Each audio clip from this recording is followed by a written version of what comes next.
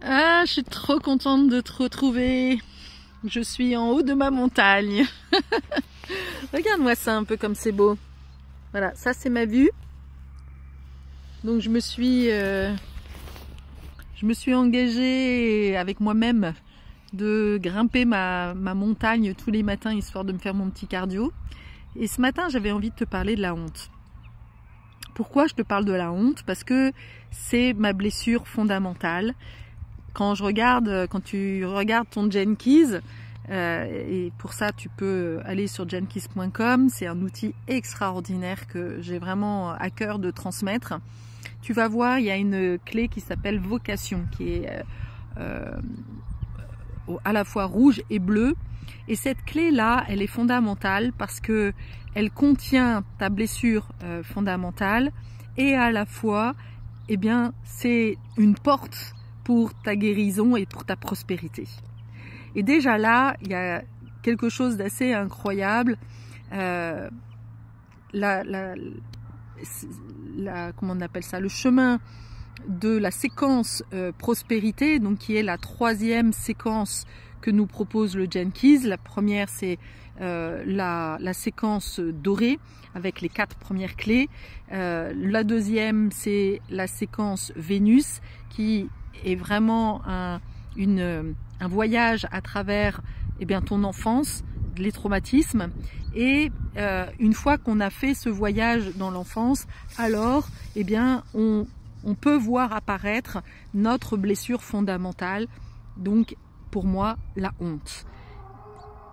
Déjà à ce stade-là, c'est intéressant de comprendre que finalement toute ton enfance a été magnifiquement orchestrée pour que tu puisses expérimenter cette blessure karmique que tu portes et dont tu es venu pour dépasser, transmuter. Autrement dit, nous sommes tous, les milliards d'individus que nous sommes tous chargés de transmuter une des 6 blessures fondamentales.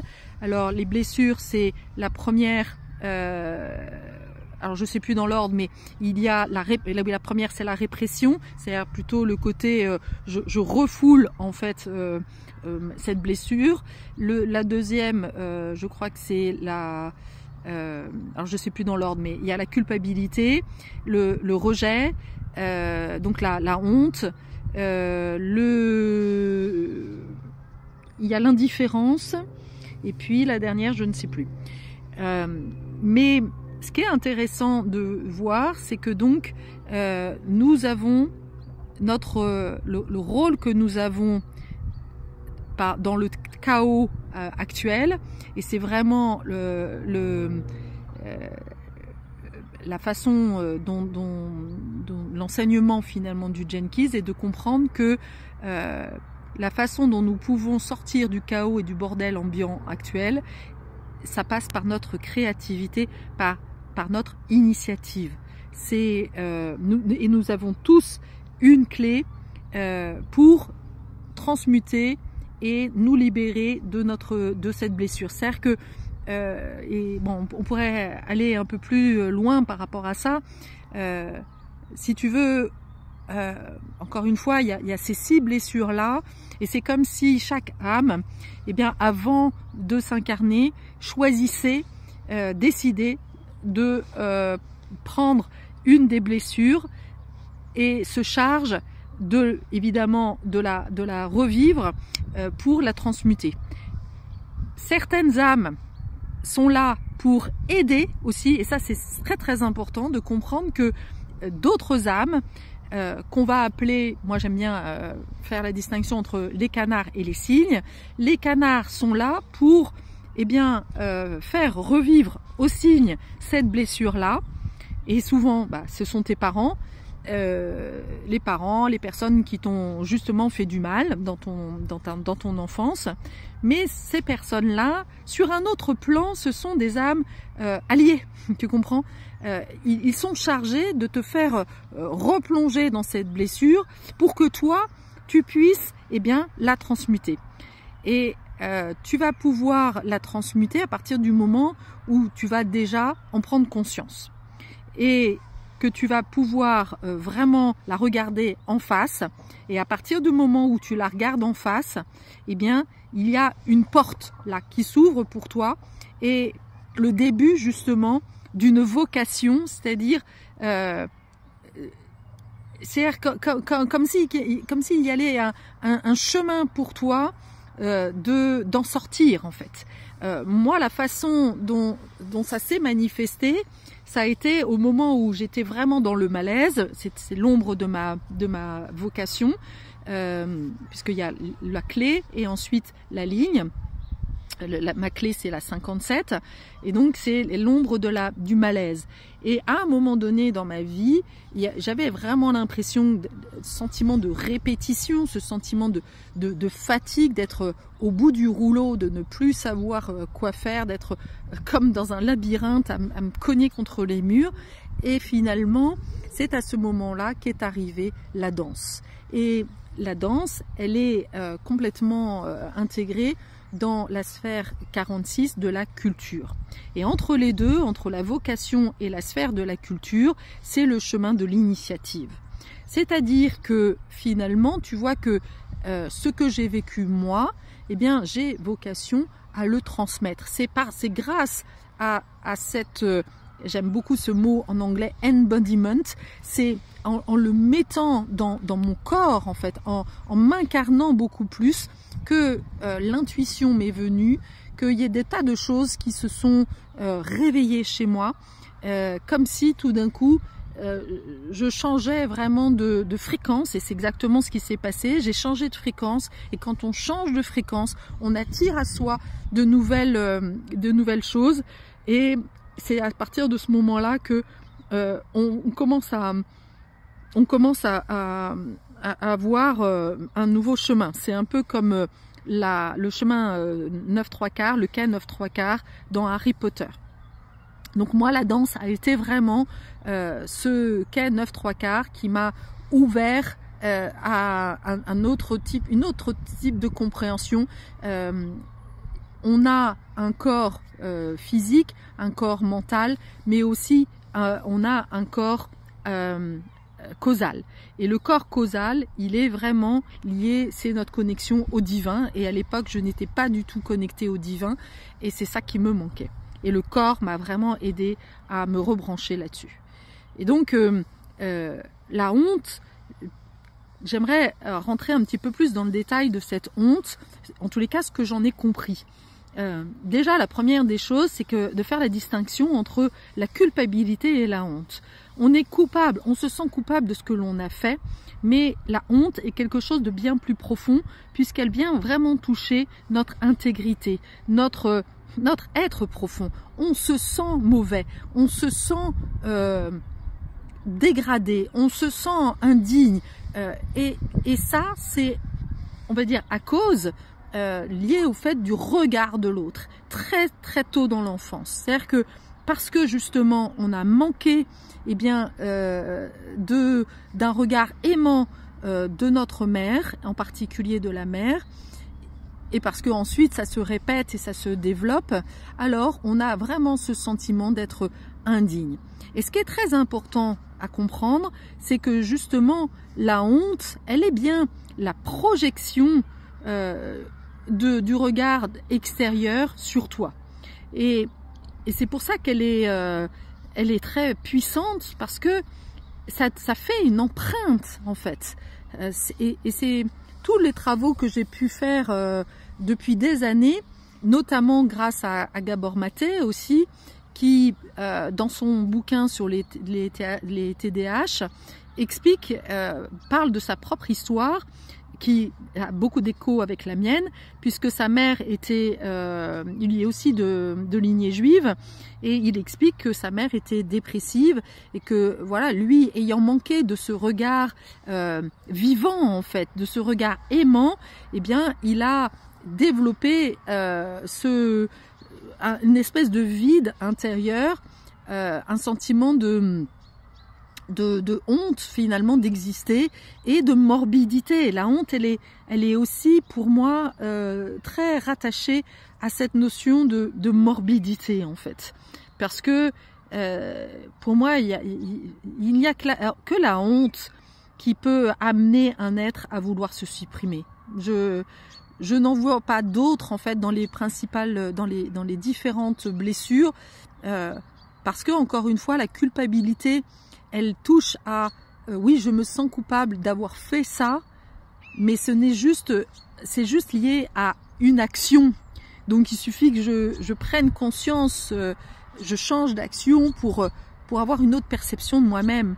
Mais là où c'est vraiment très profond, et d'ailleurs c'est ce que dit Richard Rudd, hein, il explique que la honte est la blessure la plus forte en fait, parce que alors, elle est en lien d'ailleurs avec la blessure de l'indifférence, c'est la 6e ligne, qui est plus récente en fait dans on va dire dans le développement, et qui est très proche parce que elle est liée aussi à justement la négligence des parents, le fait que les parents soient trop focalisés sur le travail, trop occupés à la matérialité, et des parents qui finalement n'ont pas donné suffisamment de temps, suffisamment vraiment d'amour tout simplement à leur enfant. Ça me parle évidemment puisque j'ai vraiment ce sentiment moi avec le recul de ne pas avoir donné suffisamment de temps, notamment à ma 3e fille qui a des problèmes de troubles alimentaires. Et je vais regarder d'ailleurs sa ligne, je ne l'ai pas fait là depuis un moment, mais je vais regarder parce que je pense que voilà, elle souffre de ça en fait. Et quand on a manqué de regard, manqué d'attention, eh bien on n'a pas ce sentiment d'être. Et quand on n'a pas ce sentiment d'être vraiment incarné, alors voilà, il y a cette honte en fait d'être sur Terre. D'où l'importance de vraiment travailler aux notions sur le corps, de revenir dans son corps, de se reconnecter à des fréquences de la musique qui est aussi vraiment au sol. Là, il y a vraiment un travail au sol à faire, et nous reconnecter à la Terre-Mère, au Père divin, revenir, prendre conscience que nous sommes une âme qui est venue sur Terre. Sachant que beaucoup d'âmes qui se sont incarnées, on va dire, je ne saurais pas donner de date, mais ça fait déjà bien une 20aine d'années, je crois, et c'est encore plus vrai aujourd'hui. Il y a de plus en plus d'âmes galactiques, d'âmes stellaires qui sont venues s'incarner.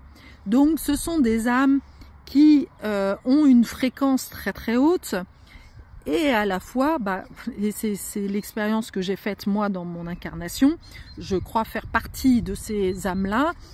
Ça fait déjà plus d'une fois qu'on me dit que je suis une âme qui vient des Pléiades, donc d'une autre planète. Et donc j'ai eu cette difficulté à me sentir sur Terre, parce qu'il y a un tel décalage entre ce que j'ai vécu, ce que je connais déjà de ce qui existe sur ces planètes-là, et ce que je vois ici de l'humanité.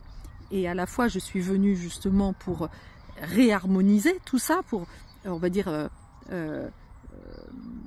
faire, comment dire, transposer des choses de ces planètes-là sur Terre. En tous les cas, c'est comme ça que je le conçois.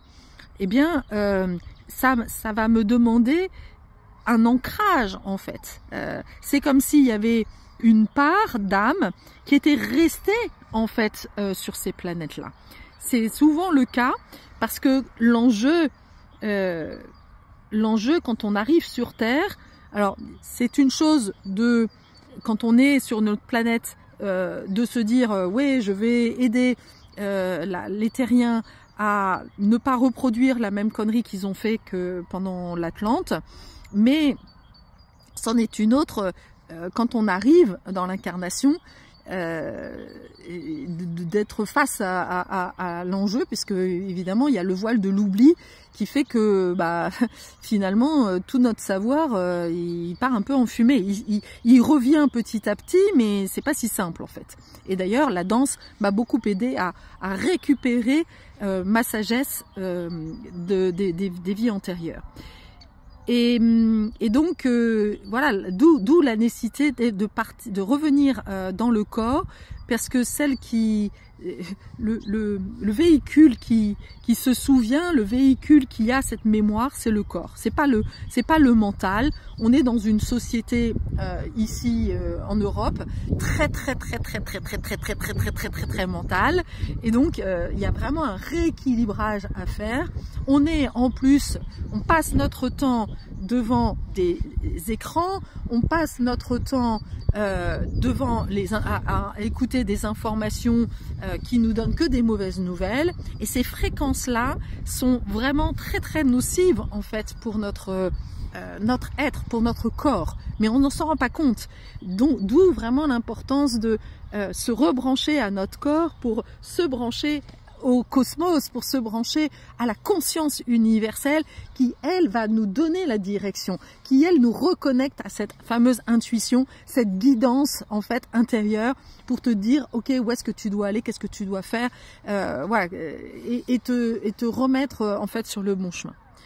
Donc ça, c'est vraiment hyper important, et de mettre en mouvement voilà, tout ce que tu as pu vivre comme situation honteuse te permet, le corps est un alchimiste, le ventre est un laboratoire divin. Utilisons le corps pour faire cette transmutation, c'est tellement magique, c'est tellement facile, c'est tellement joyeux de le faire à travers la danse, et c'est tellement boring, c'est tellement souffrant de le faire voilà, autrement quoi. En tous les cas, c'est vraiment mon expérience, et c'est ça, je sens que c'est vraiment ça que je dois faire. Ça me fout les jetons, hein, je te cache pas, ça me fout les jetons de faire des ateliers de danse. Je sais pas pourquoi, parce que si, je sais pourquoi, parce que c'est justement mon don le plus précieux, le plus grand, et j'aurais attendu tout ce temps-là pour le faire. Mais voilà, ça me met en joie aussi de vous proposer ça. Je sais pas quand encore. Je suis un peu dans les starting blocks. J'avoue que j'ai besoin un peu de soutien, un peu de waouh, allez vas-y, pour me l'aider à lancer, parce que je sens que c'est là maintenant qu'il faut que je le fasse, et que ce saut dans le vide que je m'apprête à faire, ben je sais que tout le monde a à le faire. Et que je suis un facilitateur, que la danse peut vraiment aider, la danse médecine, la danse alchimique est vraiment quelque chose de super puissant. J'en ai fait l'expérience. Et voilà ce que j'avais à dire pour aujourd'hui. Je te fais plein de gros bisous et à bientôt. Ciao!